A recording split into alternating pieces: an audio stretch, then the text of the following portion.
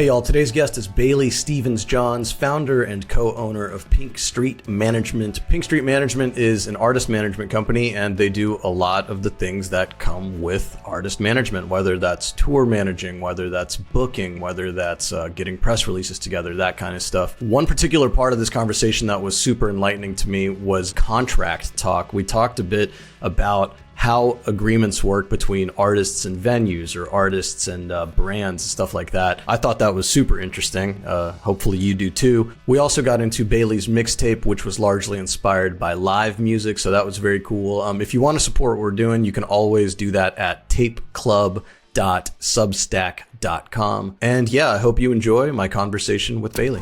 All right, I've got Bailey Stevens-Johns with me. Bailey, thank you for coming on the show. I know you are friends with Rue Defense founder Graham, who was actually on the first episode of this show, I think, but he's the one who put me in touch with you. It's great to have you on the show. Thank you so much. Yeah, big fans of Graham and his band Committeemen.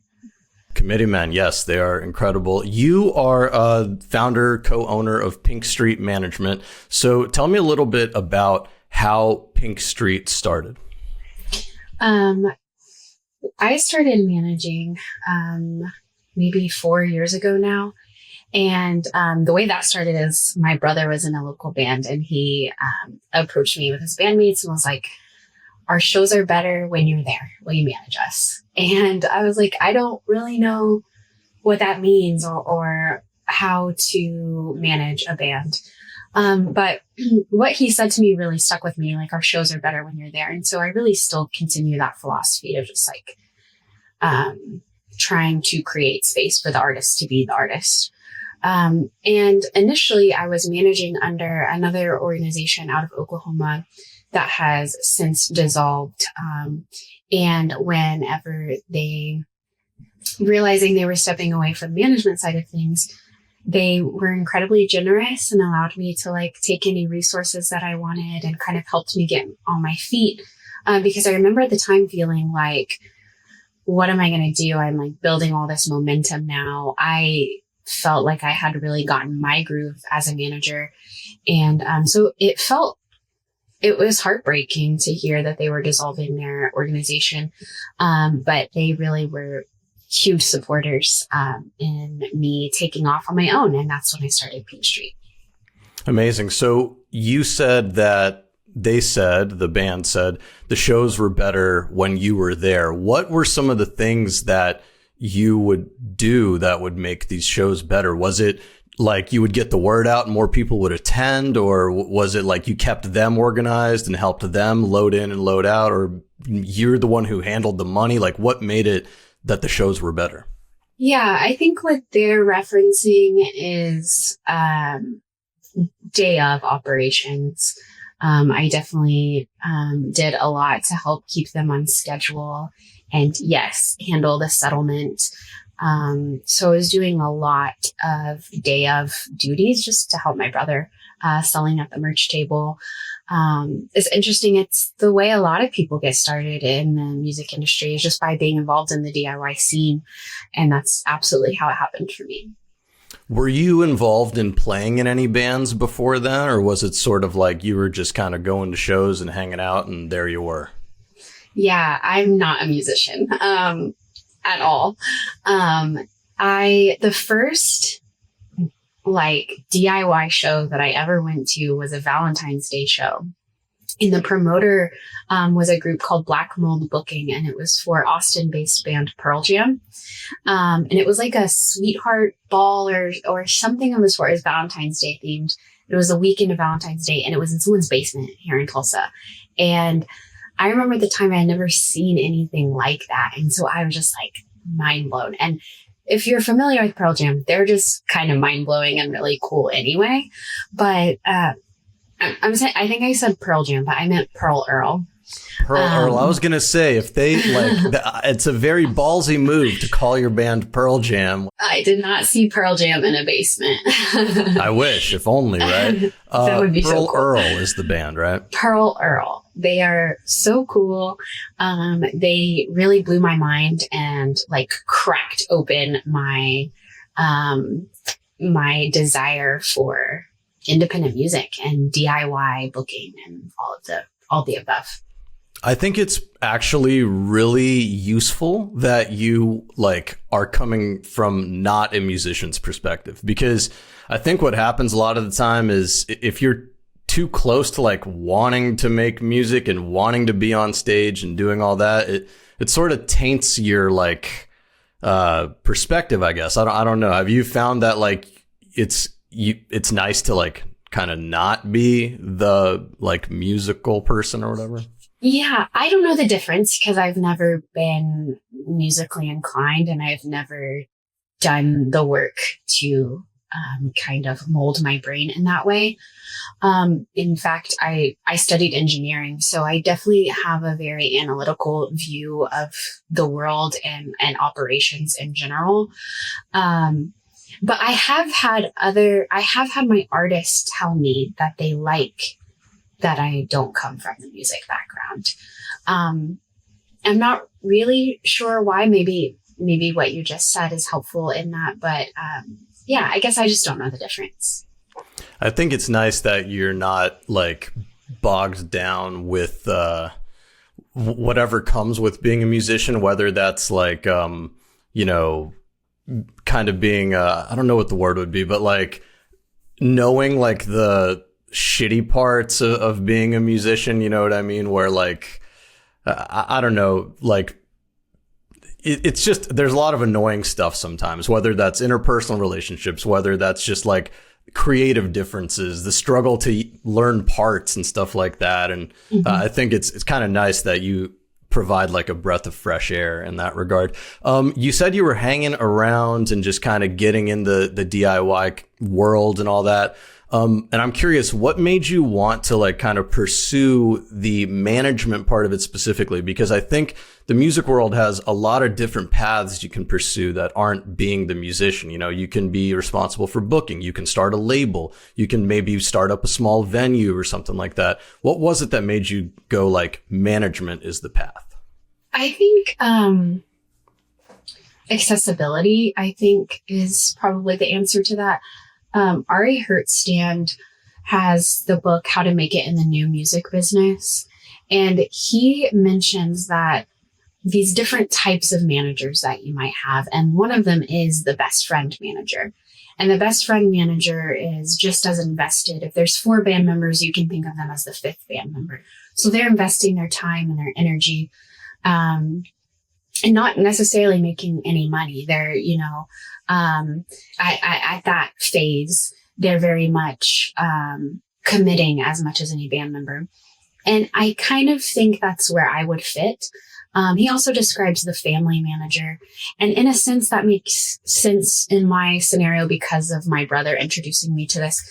But it wasn't the same as like a parent being involved. It was really more of a best friend. We were closer in age.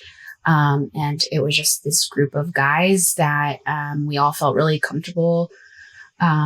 They felt comfortable with me. I felt comfortable with them. And I don't know, it just worked. I think it was really accessibility.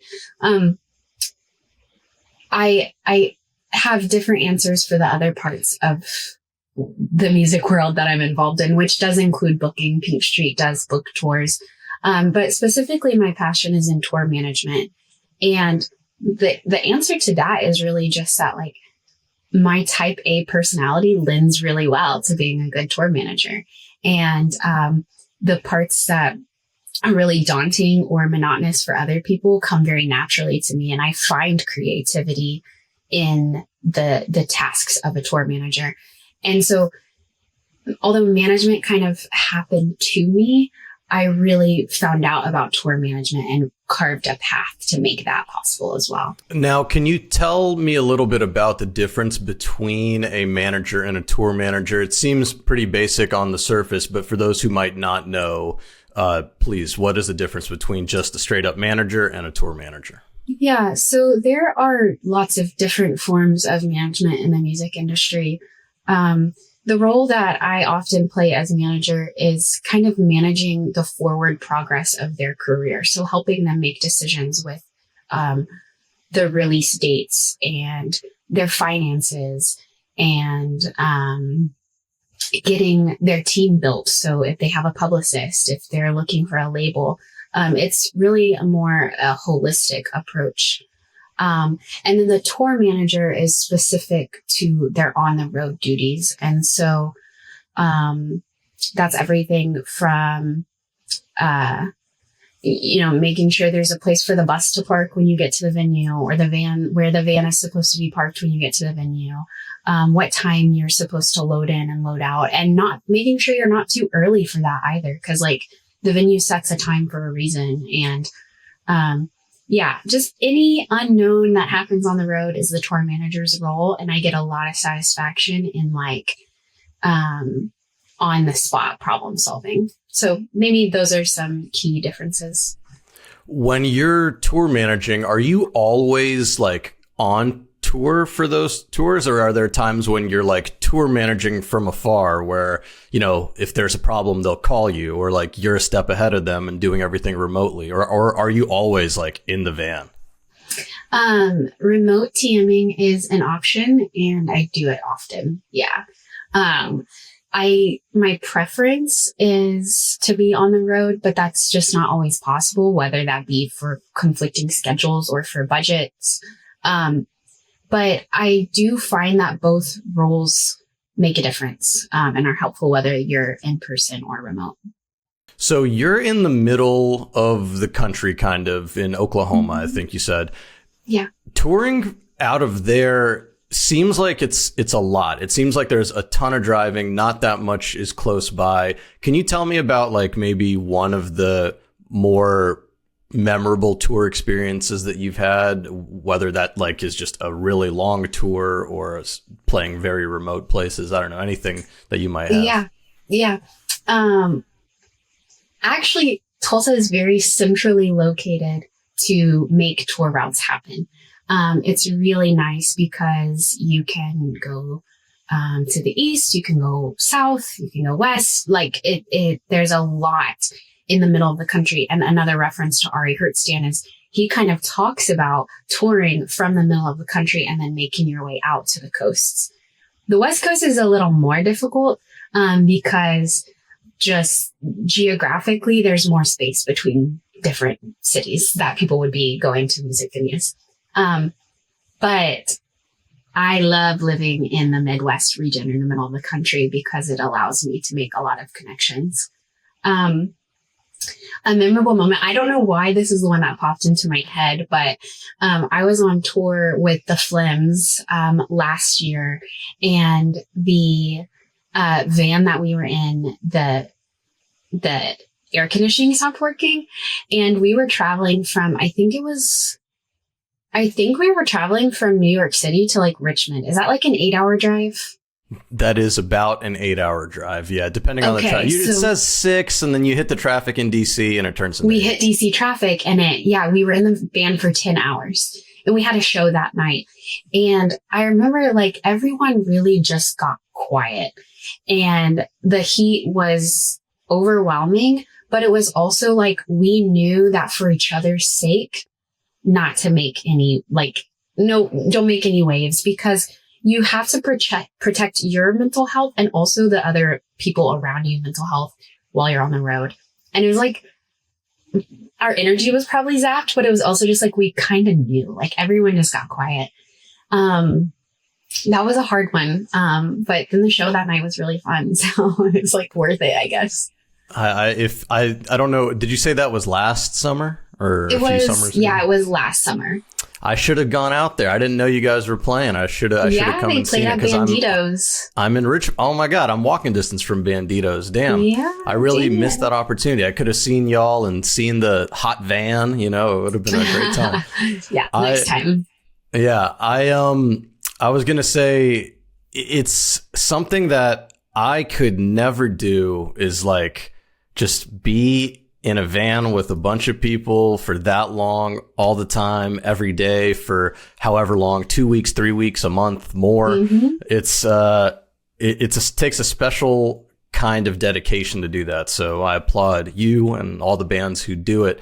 Tell me a little bit about what actually, I was going to ask about your day to day. We'll get into that in a second. you're the co-owner of Pink Street. So tell me about who else helps you in the company. Yeah, I would love to. The other co-owner is Brittany Smith. She's originally from Northwest Arkansas, the Fayetteville area, but she's now based on New York City, Brooklyn. And not to just go on and on about the Phlegms today, but they're worth going on and on about. She contacted the Phlegms, who's also from Northwest Arkansas, and asked to assist in booking a tour. And she booked their Bored and Ambivalent tour, which was promotion of their first single off of their album Gulp that dropped last year. And she just did such a phenomenal job. She has such a special talent in being able to find acts that really go well on the bill. That tour went so well that I just asked her to come on with Pink Street to do more booking. And we got like halfway through the year last year. We're celebrating our 1-year anniversary. Like it was Saturday. So, oh, wow. Congratulations. That's incredible. Thank you. We got halfway through the year last year and I was like, I don't want to do this without you. Will you like take on some ownership? And she said yes. And we're just very aligned in everything that we do. Hell yeah. That's amazing. And it's always nice to have someone helping you because like, I don't know, when it's your thing, I say this as someone who I've done a lot of things that are like me spearheading them. And, some days you're full of passion and you're full of energy and you have ideas and you want to do things. And then there's those days when you have to do things and you just don't have the energy. And that's when it's really nice to have that other person when you can be like, dude, can you help today? Cause I'm like, I can't do it. You know? Yeah. I went on my first bus tour this fall as a tour manager assistant and merch manager. And, I was not prepared for how much that would take out of me. I thought, I'll be on the bus in between shows and I'll be working on Pink Street. And I did do those things, but I just needed the extra help and Brittany could be right there as the other person to just stand in. And it was phenomenally helpful. Can you tell me a little bit about what your day-to-day is like, or maybe no 2 days are the same, maybe a week to week, but just kind of what kind of tasks do you do as a manager? Yeah. This is going to be in no particular order because every day really is pretty different, but, we, will pitch our clients, whether that be to labels or for sync placements. We'll coordinate on press releases to announce, anything that they're announcing, work for brand deals. So, like, connecting our artists with a brand that might want to collaborate with them in some way. We help with booking and advancing the shows. I meet with a lot of people all the time, and sit alone checking emails for probably the majority of every day. That's a lot of the things I do. Yeah, I mean, those are a lot of tasks and you're running the show. One question that I had was related to contracts. So this is something that personally has always interested me because I am basically like a hobbyist musician. I put out a lot of albums, but I don't ever promote them. I don't really care about making money off of it. But I have been interested in how contracts work, whether they're like for sync placement, whether they're for, like you said, brand stuff, whether they're contracts for shows, like to play live. Can you tell me a bit about what goes into those and like what kind of things you see in them when you're looking them over? Yeah. So for performance contracts, those are probably the ones that we deal with the most often just because all of our artists are live performers. And I think that like the thing about contracts is it feels scary to sign something and there's like this negative connotation with it. But the mindset that we try to have is it really is to protect both parties. And it's like, of course, we're not imagining worst case scenario, but at the point that worst case scenario happens, you're not usually in the mindset to deal with that in a stable and calm manner. And so we're trying to avoid as much tension and conflict as possible by having a contract in place ahead of time. Live performance contracts usually entail like how long the performance will be. It might entail like one of our bands has dancers and there's a higher rate if you have dancers. So it would have that information, what the venue or the festival is providing and what the artist must provide. Of course, timelines and all of those things, how long their set is, maybe a promotion schedule and when you're supposed to be promoting it. And then there's like, rainy day clauses where if the festival or the show is canceled, all of those sort of things. I don't know if there's another contract that you're interested in hearing about, but I'd be happy to go over another one if there was interest. Well, another question I had about the contracts was which party is the one that puts like the initial agreement together? And like, is it usually from the venue, they send you something, or do you have like a agreement ready per band or per act you manage and you send that to the venue, or is it a bit of both? Yeah, it is a bit of both. It really depends. I think particularly because we work in the independent scene, there's such a wide range of the type of venues or festivals or acts that we're booking with. And so not everyone's goal is to do this at the highest, most professional level. And so if the venue doesn't have that, it's not necessarily, a tick against them or something. But we will usually go in with what our version of that looks like, just so our artist is protected and for the bare minimum things. Yeah, that makes sense. I mean, I run a video production company, and like, it's always one of those, it's like a rite of passage or like just a step in the ladder when you start using contracts. Cause, a lot of people in our industry start off as freelancers and they just kind of are like, it's just in an email thread. Hey, can you be here for X amount of dollars on these days? Sure, I'll do it. And then you show up and that's it. And it takes a while until you start implementing like agreements in your workflow, so to speak. It kind of gives it a little bit of professionalism. And I don't know, I find that stuff fascinating. Like the idea of building the business, building your management company. That stuff is just really interesting to me. So I might be going down my nerd rabbit hole with contract talk, but I love that. That's perfect. I nerd out about that stuff too. And I think you're right. I think like the little like bit of advice that I would want to leave with any listener is that like, even if it is just written in an email somewhere, like we don't always have to be at that next step or at that next level. If you're not ready for it, don't do it. You don't want a bad contract anyway.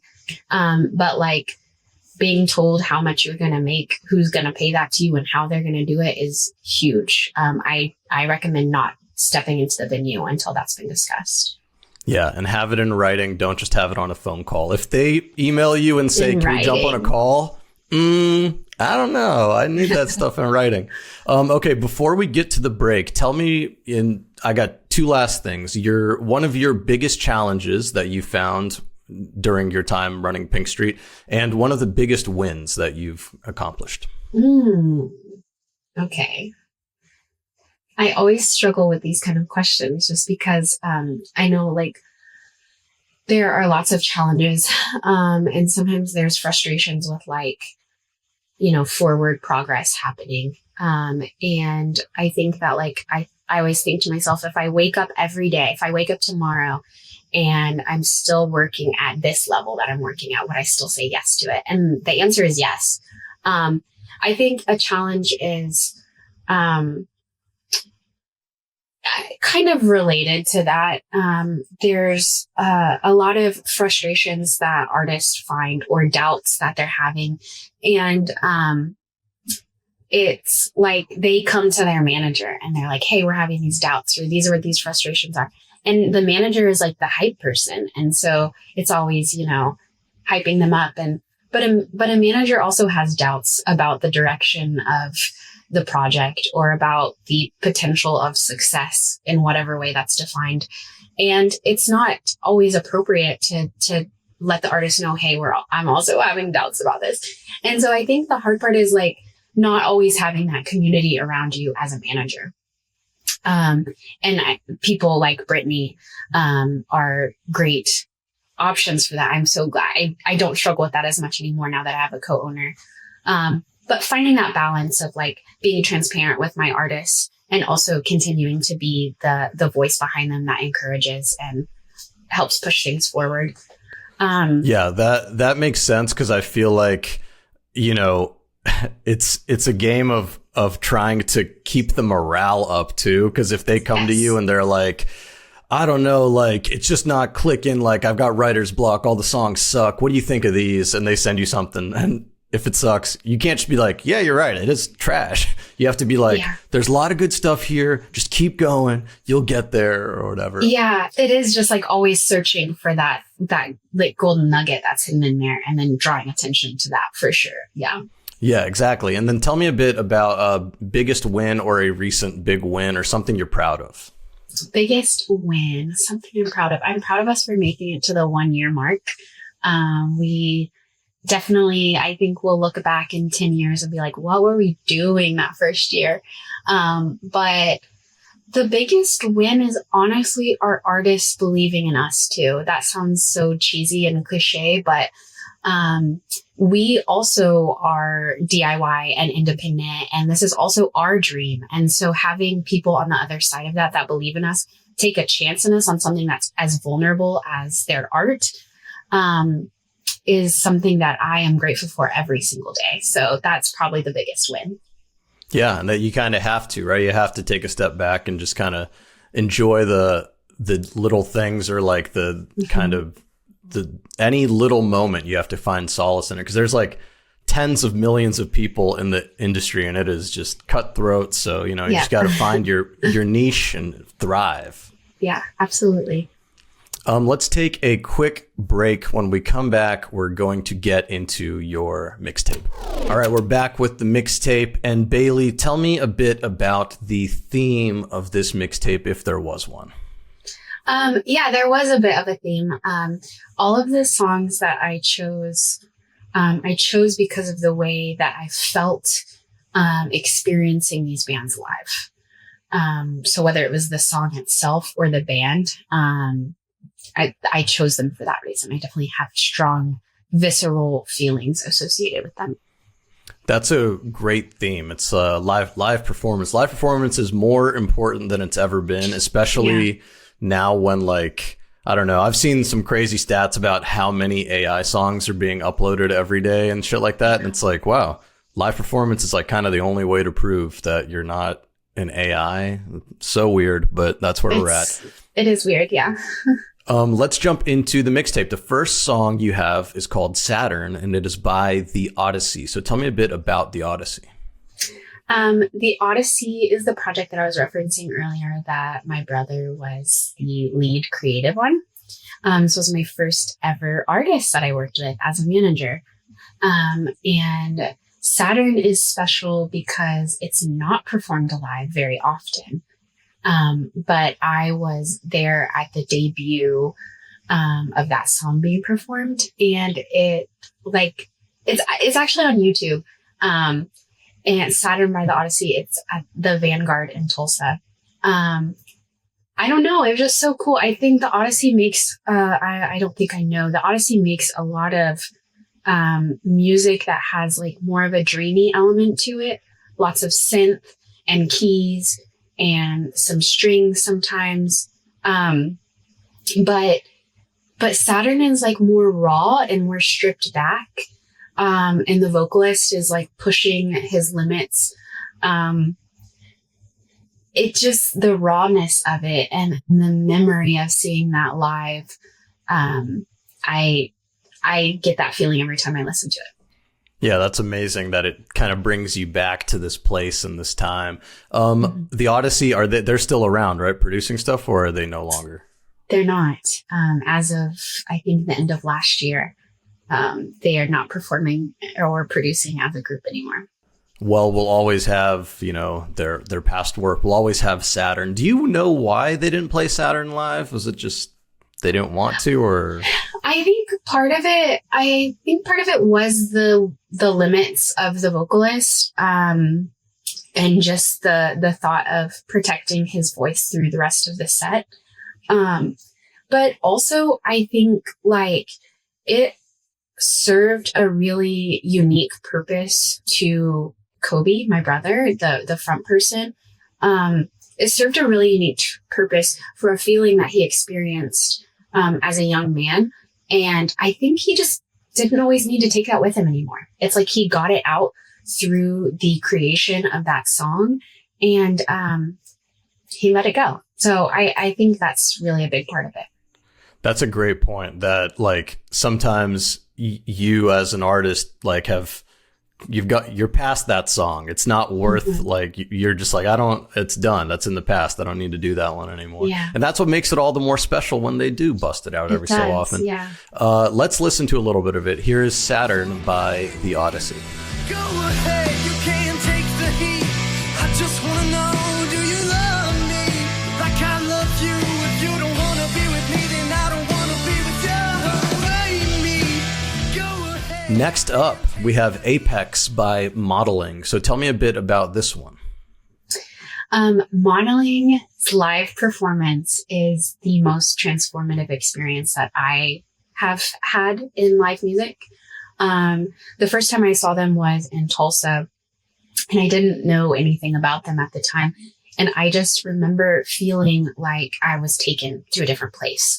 And now I've known them for years, and I've seen probably 50 or more performances of theirs. And I feel that way every single time. Apex is really special to a lot of people who enjoy that song. I think a lot of people interpret their own feelings from that song. But at different points in my life, I've listened to it and I've been able to take something with me every time. Modeling is a really, really special group. And I don't ever stop talking about them to everyone I get the chance. So I think that just comes through a lot in Apex. Yeah, Apex, it's kind of like it's a big, like, well, I don't know, it's like a vast song. Let's put it that way. It's got a lot of textural stuff happening. It grows, it gets big, it gets small. It kind of, like I said, it's vast. What is seeing their version of this live like? Like, is it as vast? And what is the stage presence like? Is it very like dark and dim, or do they do a lot on stage? Tell me a bit about it. Yeah, it is dark and dim. Modeling uses all backlighting, and they have all of their lighting programmed to their set. And they also use a pretty heavy haze machine. And so it's a visual and emotional experience, and sonic experience as well. But they are incredibly intentional with everything that they do. You can hear that, of course, in the production, but you can also feel it in the live performance. One of my favorite things is like the lead singer can sometimes appear like frustrated or agitated. And there's a lot of, it almost feels like they're there just for them. And you're observing that happen. I think that answers your question. Yes, still lots of textures. And it's just like so many elements are combined to make this experience happen. Yeah, the live music is just, it's a whole different beast. Like, once you've recorded the work, that's one thing. Figuring out how to make it captivating and like beautiful on stage is like it's a totally different skill set. Even it's just completely different, and it never ceases to amaze me when artists, especially smaller artists, can really do that. Because when you're a big artist and you have a ton of money, of course you can make a killer like live show. You know, you can hire all the lights, hire all the dancers, hire the stage that goes up and down, do whatever. But like smaller artists, it's very tough. Finding modeling online, whether it be through Instagram or YouTube even, I think will help paint that picture of like what it looks like in their world, because everything is so thought out and intentional. All of the visuals really represent the sound as well. So I would recommend that for sure. Hell yeah, I love it. Let's listen to a little bit of Apex by Modeling.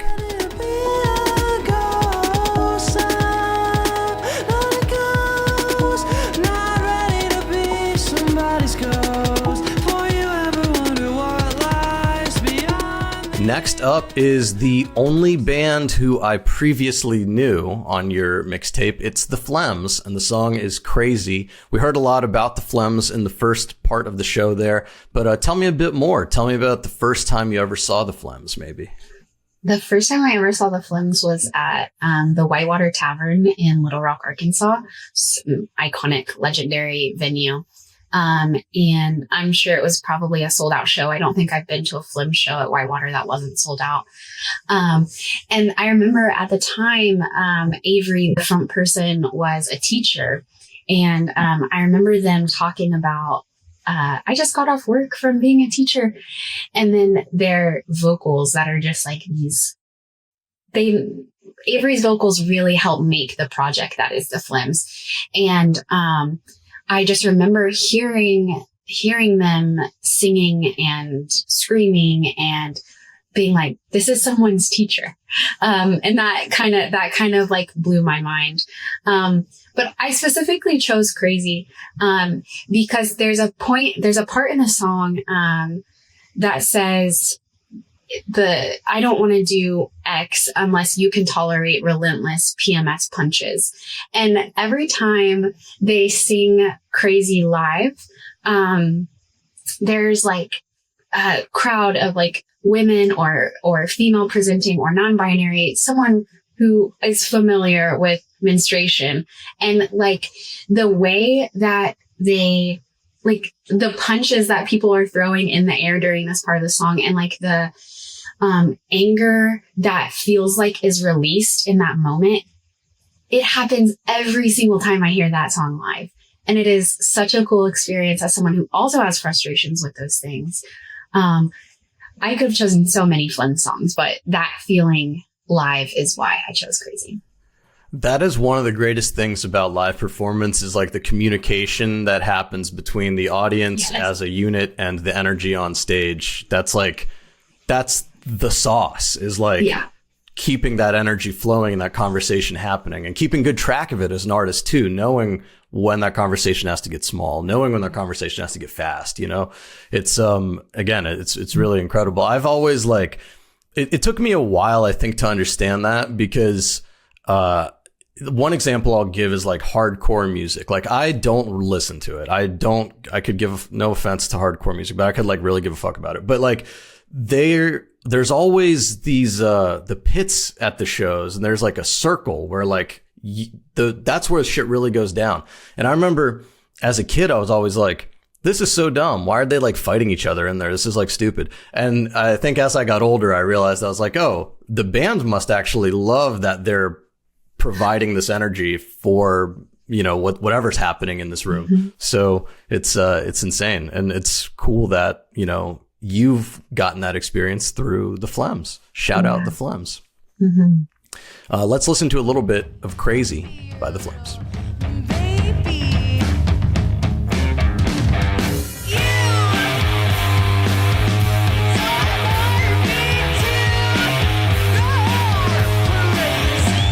Next up, we've got Damage Control by Stepmom. So tell me a bit about Stepmom, about Damage Control, about the live experience you had at a show. Yeah. Anyone who's been to a Stepmom show or has experienced Stepmom online knows that they are big in what their messaging is and what their energy is. And I think that this song, in my opinion, best represents that, if you could only take one song from Stepmom. And Damage Control is a song that started out as a very personal song to the lead singer, and I think was about some family relationships, toxic family relationships, and then has evolved to really represent the toxic relationship that the U.S. government has with the people who live in America. And it's just incredibly powerful. The breakdown in it, you can feel again a lot of the release that's happening there, a lot of anger and frustration that I think sometimes we just don't have the words for, that we can experience through instrumentals. They perform it live in almost every set. They have backup dancers who often come out with protest signs during this part of the song. It's just a big, it's like the turning point of we won't take this anymore, essentially. And very visceral feeling that happens listening to the song. Where are they from? Are they from Oklahoma? They're from Oklahoma City, yes. Okay. And so this is just kind of a bigger picture question. What is the music scene generally like throughout Oklahoma? Is it like Oklahoma City and Tulsa are like the two places where there's stuff going on, and is there like a rivalry? Tell me a bit about like what the scene generally is like.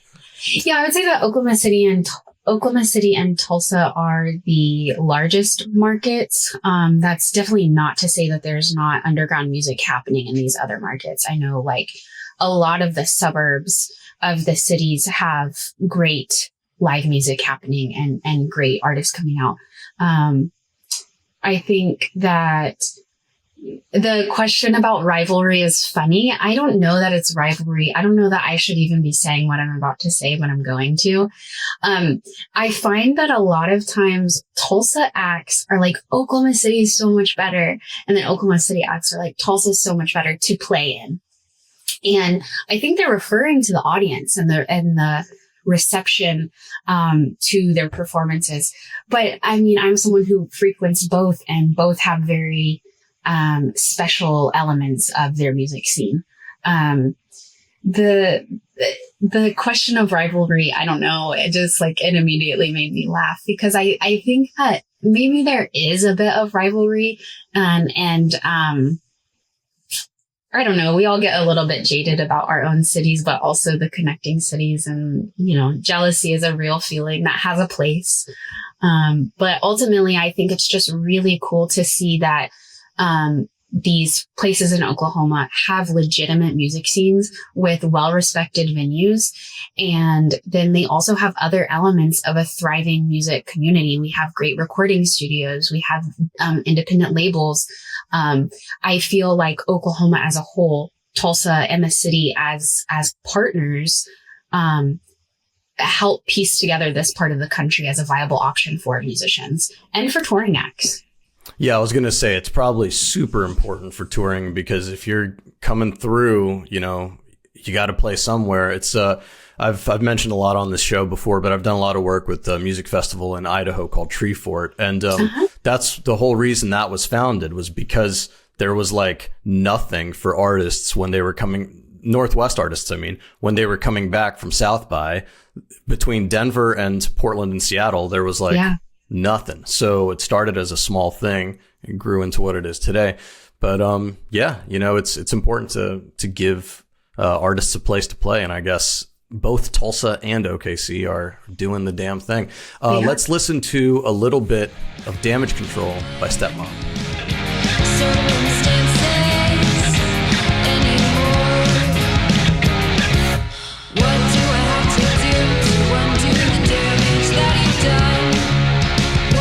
We got two more, and this next one is called Severance, which is also a pretty cool TV show. But this is a song, and it's by Shadow Work. Tell me a bit about Shadow Work. Yeah, Shadow Work is out of Denver. It's a 3-piece band, 3 guys that it's really cool. I think I'm going to butcher this, but when they described the relationship between the lead singer and guitarist and the bass player, the bass player is like clean cut, like real pretty guy. And then the lead guy is just a lot grittier and plays without shoes and kind of has this not in physical appearance, but this dirtiness, this grittiness to him. And it's you kind of need Joe is his name. You kind of need Joe with Raphael's I don't know, it's very harmonious the way that they they're like create foils. together. They're foils to each other. I think in literary terms, that's what that would be, But it's cool. It's like a balance, right? Yeah, it is like a balance. The funny thing about me choosing this song is that I don't know if they've ever played it live, but they didn't play it live on the tour that I was on with them. I didn't tour manage them. I tour managed the band that they were co-headlining with. They didn't play this song. I just love this song. However, night after night after night, I got swept away in Shadowworks' performance. And it's like, I like to tell people, like, I'm definitely not jaded about music or live performance. I'm excited all the time about it. But I do see similar things happening all the time. It does become, part of my routine. And so when I can experience moments that I'm like pulled in or surprised by something, it's noteworthy. And every single night, I think I probably started the night like, okay, yeah, it's Shadowworks' turn. And then by the end, I was like just as enthralled as anyone else in the audience experiencing it. So that's why I chose a Shadowworks song, and I just love Severance. Yeah, the difference between live stuff and studio stuff is always really interesting. When you see a band live, for example, and you kind of fall in love with what they do, what is your listening habit? Like, do you go and listen to albums all the way through, or do you pick a couple songs and throw them on a playlist and just like listen to singles here and there? How do you do it? Sure, it depends. We live in a climate where bands are supposed to be putting out music every 6 weeks, and so we live in a very single release culture right now. I think because of that, I appreciate the full album experience a little bit more than I even did in the past. But the way that I grew up, the way that my mom exposed me to music was, popping a CD into our 6 CD changer in the car, the 6-disc, and we would listen to the full albums front to back. And my mom did a lot of driving when we were younger too. Like, if we wanted to go eat dinner somewhere that was 30-40 minutes away, like we would go eat dinner at that place that was 30-40 minutes away. And so I listened to a lot of albums top to bottom like that. That's probably my preferred listening experience. I have a turntable and I, put different vinyl on all the time. But I also like the ability to listen to these pieces, and sometimes the pieces match up and like talk to each other, and sometimes they stand alone. And I think it's kind of cool finding that experience as the listener. So I guess both, but those are the different reasons why both. Yeah, that makes sense. For me, it's weird. I don't make playlists ever, but I like host a radio show. So on that show, I basically make a playlist every week. That's right. A bunch of different bands, so it's very strange. Like I listen to singles and like one-offs and playlists and mixtapes all the time. But whenever I'm like doing it not for a project, doing it by my own choosing, I'm always putting on an album. Like that's just how I do it. I don't know why. Maybe it's because it's like the album's only going to be like 30 minutes. I might as well just dedicate 30 minutes to it, instead of 2. Yeah. I don't know. It's just how I operate. Do you listen to, back to Shadowwork real quick. Have you listened to like full albums of theirs? I should know this. I don't know if they have released a full length. I know at least that they do have EPs, and I listen to their EPs top to bottom. I also find, this is not necessarily a positive thing. I find that because I like to listen to things just top to bottom, oftentimes I won't know the name of the work or of the song itself. And so I don't know the name of their EP that I love so much, but visually it has like some purple in it, and should be able to find it online. I feel you 100%. I do the same thing. I'll put it on and then it'll be over and I'll go, damn, that was a cool album. Can't name a single song off of it, but that was really cool. Let's listen to a little bit of Severance by Shadowwork. precious perfume.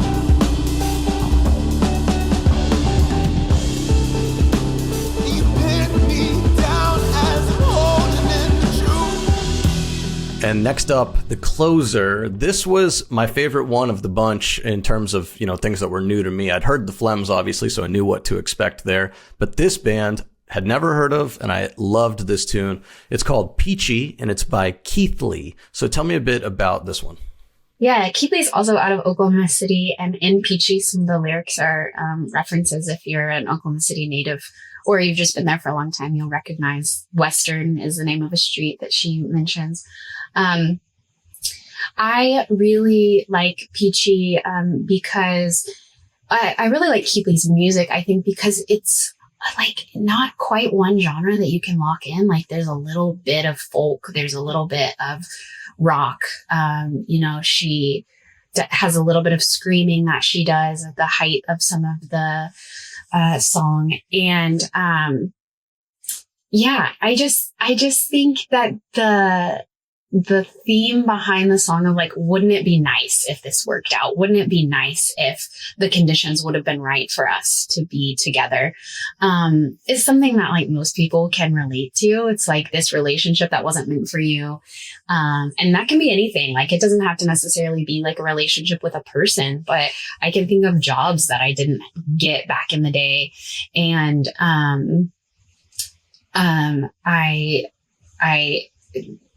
looking back can see like that wasn't meant to be. Like I wouldn't be on the path I'm on now. But at the time it was like, yeah, that would have been everything. And I think another cool thing about Keathley as an artist is she's very understated in her live performance. The majority of her performance, she stands there with her eyes closed and her arms behind her back. And then there are a handful of songs that she has where she does scream a little bit. And there's no warning to it except that you're watching her and her hand comes out from behind her back and she grabs the mic and starts to unravel it. And then she really gets into it and she oftentimes like crouches down, like really literally curls herself like into a ball and like musters that from deep inside of her. And I just think she's the coolest thing ever. Peachy's a great representation of her work. I think it's so infectious, your passion for the live elements, because every time you've been discussing like these shows you've seen, it's wild because I just think if I was there watching it, like I wouldn't remember it the same way. Like, you describing her doing all that, I would be like, yeah, she just stands there in the one song she was like screaming, but like I would not like describe it and remember it in that way of like, compressing yourself and doing all this. So it's, you paint a picture. Do you remember the first time you saw Keathley? I do. Yeah. I was at the 51st Street Speakeasy in Oklahoma City, and reference back to the Odyssey. They used to do an annual Thriller night in the month of October. And Keathley's band dressed up as the Men in Black. And I had known about them for a while, so it was an exciting experience to know that I was going to see them that night. And then, they definitely delivered. So I've seen them many times since then. Amazing. Well, let's listen to a little bit of Peachy by Keathley.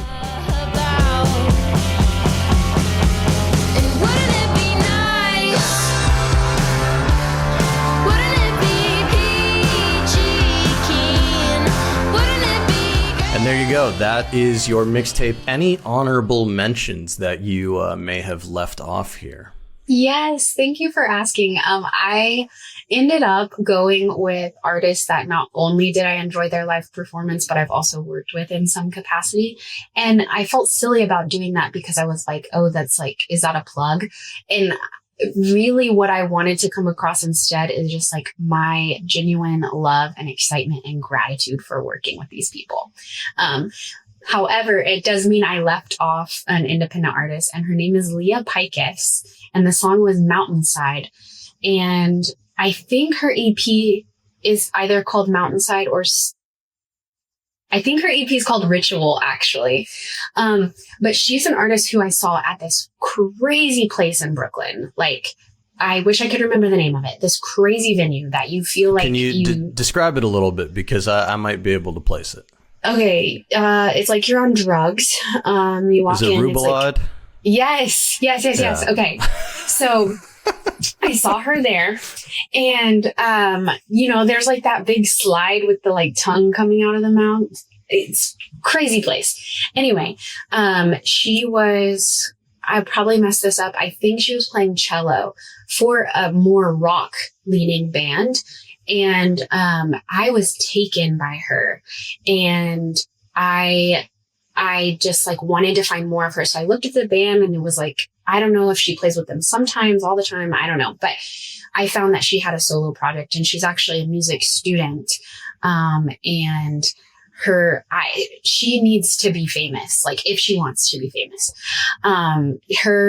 her music is so beautiful, and similarly to modeling, I feel like transformative.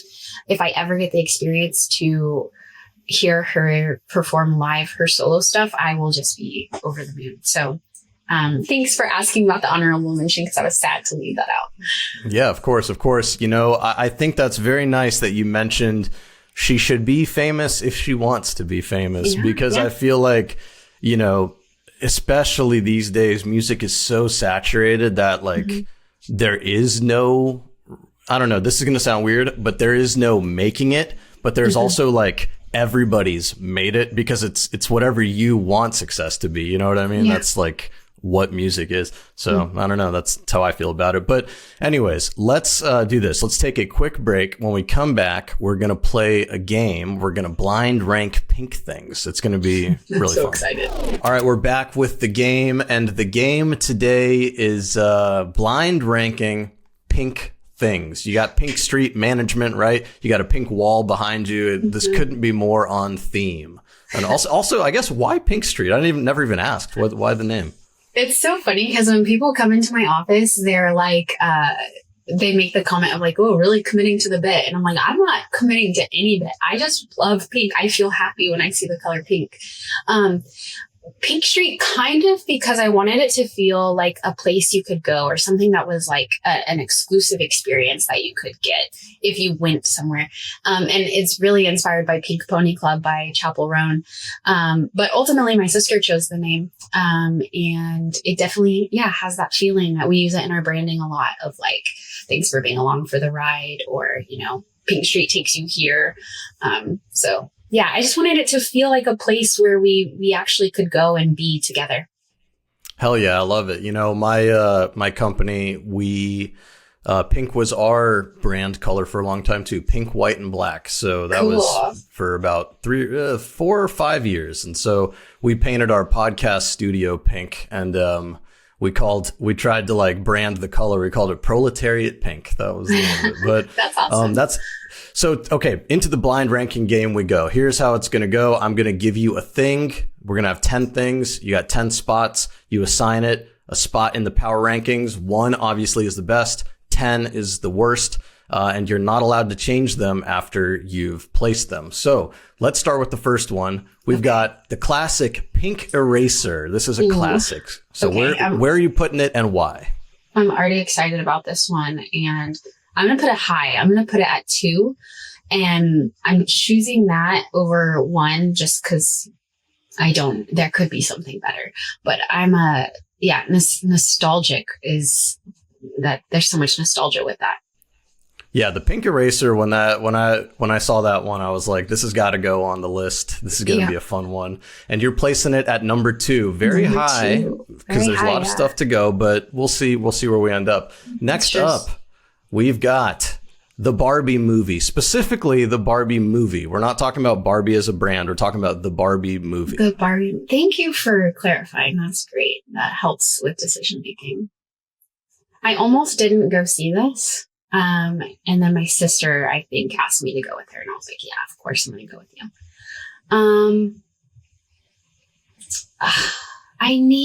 Okay, you let me give explanation. I'm going to put this at like 7. And the reason is just because like, I'm not a big movie person, but I love that there was a deeper meaning behind the movie. And, I do love that, but I'm not a big movie person.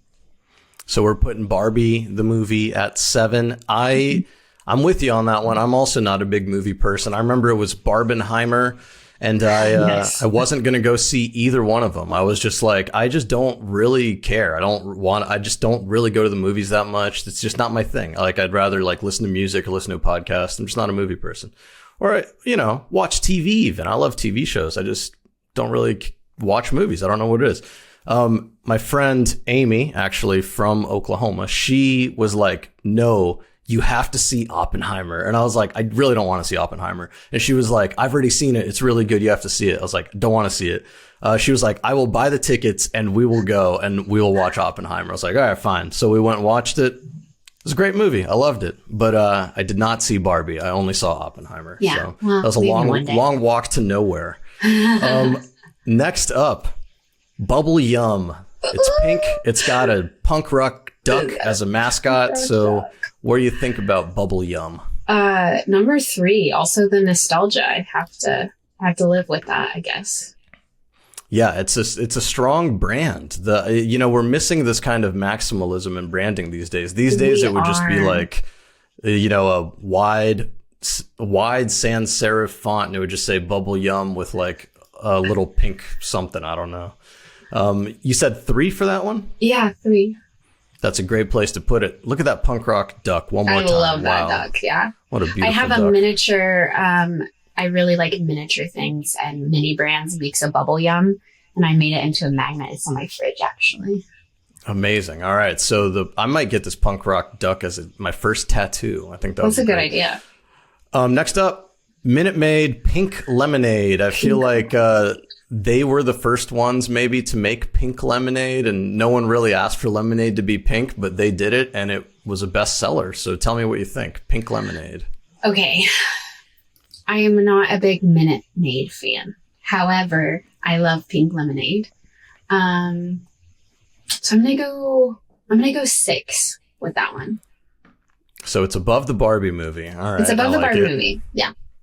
I mean, pink If I lemonade. could choose to spend my time drinking pink lemonade, Minute Maid, pink lemonade, or see the Barbie movie, I would drink the pink lemonade. I think that's a great ranking. Next up, Pink Floyd. I know this is Dark Side of the Moon, but I just picked it because it's iconic. Really, it's Pink Floyd as a band. Yeah. I'm gonna put them.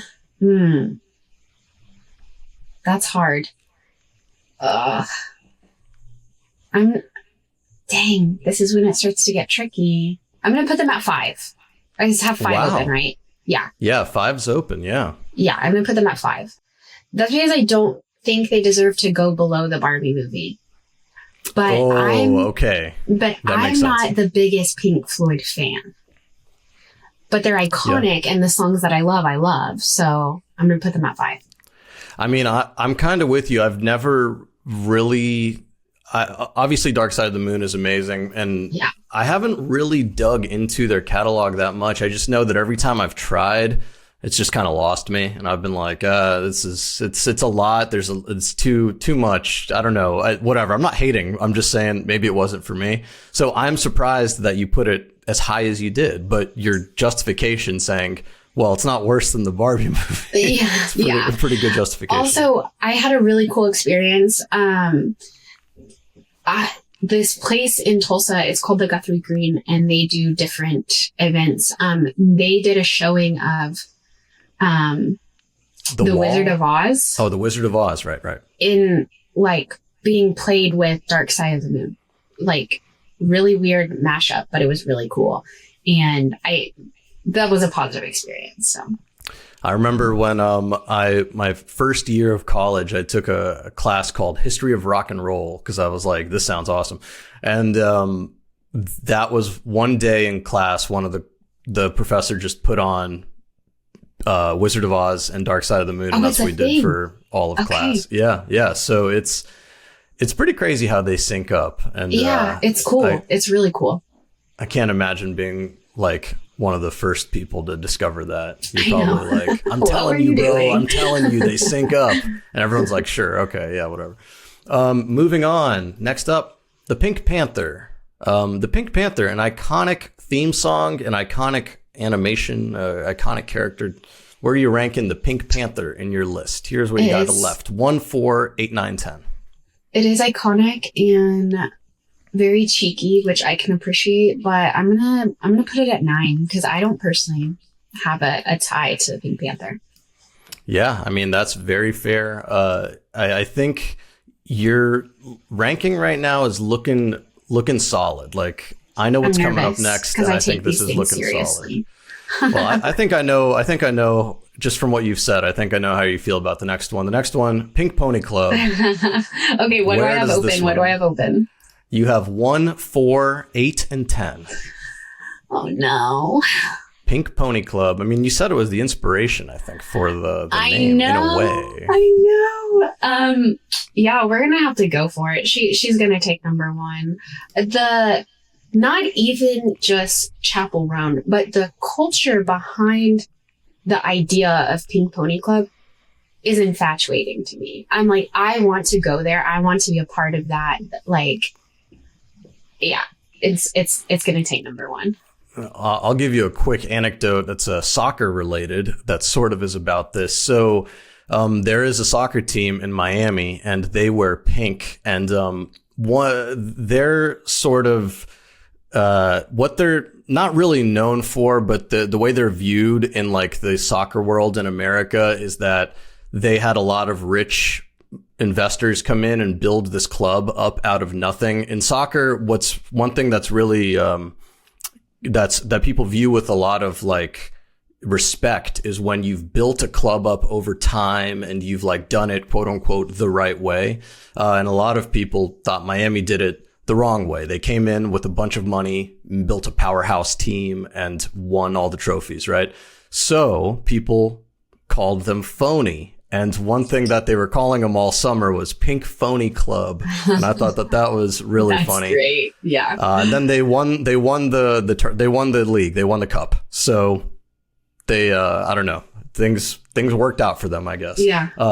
Pink Pony Club, number 1. Next up, the Pink Ranger. The Pink Ranger from the Power Rangers. This is Kimberly, I believe, was the name of the character. Yes, I wanted to be her. She's number 4. I think that's my next highest ranking still available. Yeah, I wanted to be her for sure. Did you ever? I don't know if this is a thing that like died out after a certain point in time, but when I was a kid, like a little kid, you know, like in kindergarten and stuff, everybody was a Power Ranger for Halloween. Was that like not in your time, not a popular? Yeah, it was still popular. I was never a Power Ranger. I think like my version of that though is Powerpuff Girls, and I was a Powerpuff Girl. Dang, that is a missed opportunity. I'll tell you, Powerpuff Girls are not on here. I think was it Blossom is the pink one? Blossom right, is the pink one. Yeah, so I should have put on there. Next up, Pink, the singer, Pink. Everyone's going to hate me, but she's number 10. Sorry. Wow. I don't like her music. 10. I don't like her music. I think that Pink is an incredible live performer, though, because you talk about live performance. Oh, yeah, fair. Maybe that'll change my mind. People have definitely changed my mind by their live performance. She looks amazing in this picture. I picked this one because she's wearing the pink dress. I figured Pink wearing pink is pretty cool. Yeah, she looks great. Go look up some of her live stuff on YouTube. She really... she crushes because she just like does everything for real, and it's cool. It's really cool. Like she's always singing. She's never like doing any lip syncing. Maybe my mind will be changed. But for now, she's number 10. That leaves you with one spot. That's spot number 8, and that is for Pinkerton, the Weezer album. Putting that one at spot number 8. And I'm happy with that. Yeah, any thoughts on Pinkerton or on Weezer in general? This is the one that's Weezer not actually. Yeah, that makes sense. I mean, they're one of those bands that like I hate to say anything negative, but like they kind of just got worse as they went on. Not even worse, but you know what I'm saying? It was like you tarnished the first 3 or 4 albums with the next 8. Yeah. I dislike when that happens. I think their place that they had in music will be forever. They're iconic in that way. And I'm okay with leaving it there. I'm okay with them being Pinkerton being number 8. I love it. All right. So just to recap, number 10 is Pink, the singer. Number 9 is the Pink Panther. Number 8, Pinkerton, that Weezer album. Number 7, the Barbie movie. Number 6, Pink Lemonade. 5, Pink Floyd. 4, the Pink Ranger. 3, Bubble Yum with the Punk Rock Duck. 2, the Pink Eraser, the classic Pink Eraser. And number 1, Pink Pony Club. I stand by it. It is a great blind ranking. I think you did an incredible job. And it's not always that blind rankings work out. This one worked out perfectly. I know. And you did a great job of not knowing me beforehand and picking out things to go in my blind ranking. That's pretty awesome. We crushed it with the Pink thing. Bailey, why don't you tell the people a little bit about where they can find you, where they can find everything Pink Street, and what's coming up, what's going on? Yeah, Pink Street is at Pink Street Management, or it's at Pink Street MGMT, which stands for management.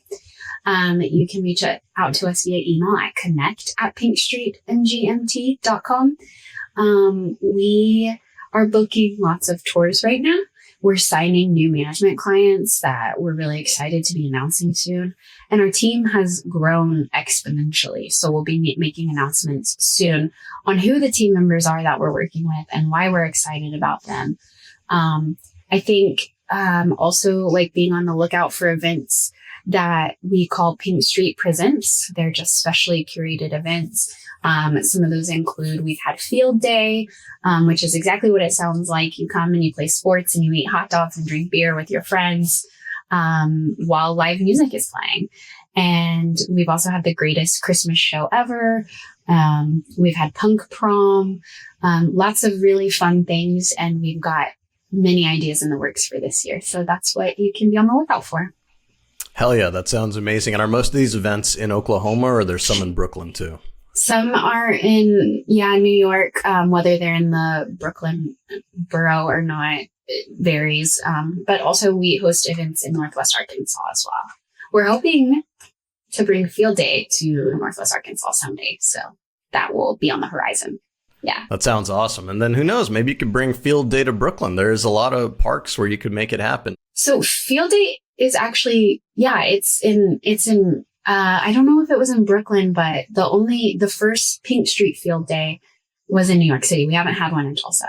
If I'm ever back up in New York, I'll have to swing by for Field Day. Listeners and viewers, as always, we make cassette tapes. You guys probably know that by now. But here's the one from December 2025 that we sent out. I actually just had one returned to sender today, so I got to go figure out what's up with that. But here's what they look like. They're little cassette tapes. They have they're compilation tapes of kind of like indie DIY artists, anyone who wants to submit their music.